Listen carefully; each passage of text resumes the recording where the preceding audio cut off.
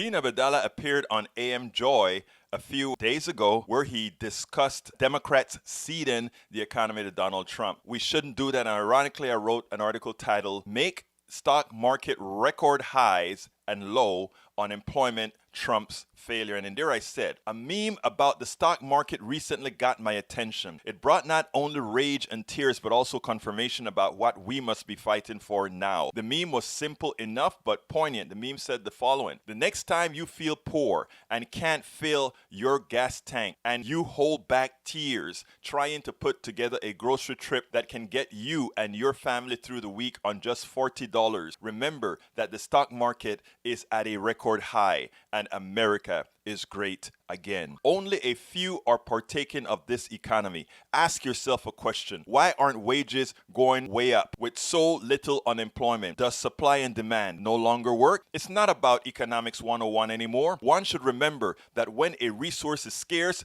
that resource increases in price. As such, we are at full employment and it is clear that wages should be increasing at a high clip, but that is not occurring. Why? Because we have a pilfering economy. This is what Dean had to say. I think you're saying before this, and what Giassi touched on earlier about how people are personally impacted in this economy is such an important message. I think Democrats are seeding this idea that this economy is perfect, that Donald Trump's turned it into a miracle. In reality, Donald Trump is losing the Donald Trump of a year ago when we had 3% GDP growth. Now we have under 2%.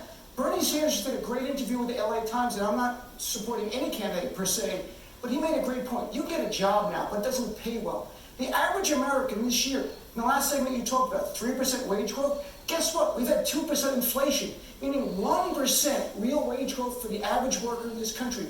4 out of 10 Americans don't have $400 in their bank account to pay for an unknown expense in their life. Unemployment has gone up in the last year in key states like Michigan and Wisconsin. Bankruptcies of farms have gone up 25% in the last year alone. We just had a layoff announced in Michigan, GM plant. You've had truckers suffering horrifically in this year. 2 to 3 times the number of trucking companies closed down this year compared to last year. Look, there's a bubble in this economy. The Democrats are going to take the fight to that and say the rich have gotten richer, and that's not a talking point. That's the reality. How is your life? Why are you working 2 to 3 jobs, don't have enough money in the bank if something bad happens? How come you can't you're just scraping by while Donald Trump's rich friends who play golf with him at private country clubs, they're doing great. Of course they are. They're the wealthy. The tax cut was for the wealthy.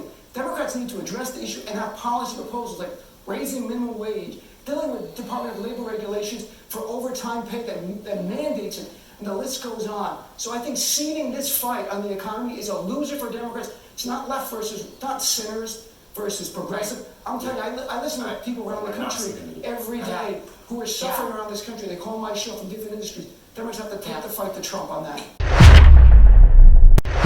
Now, you can't argue with that. So, folks, Democrats ceding the economy to Donald Trump is a losing proposition. What we have to use is the great stock market, the low unemployment, as a choke point for Donald Trump to show that with metrics looking good, he still can't take care of the middle class. He still can't take care of the people who voted for him. He still can't take care of America.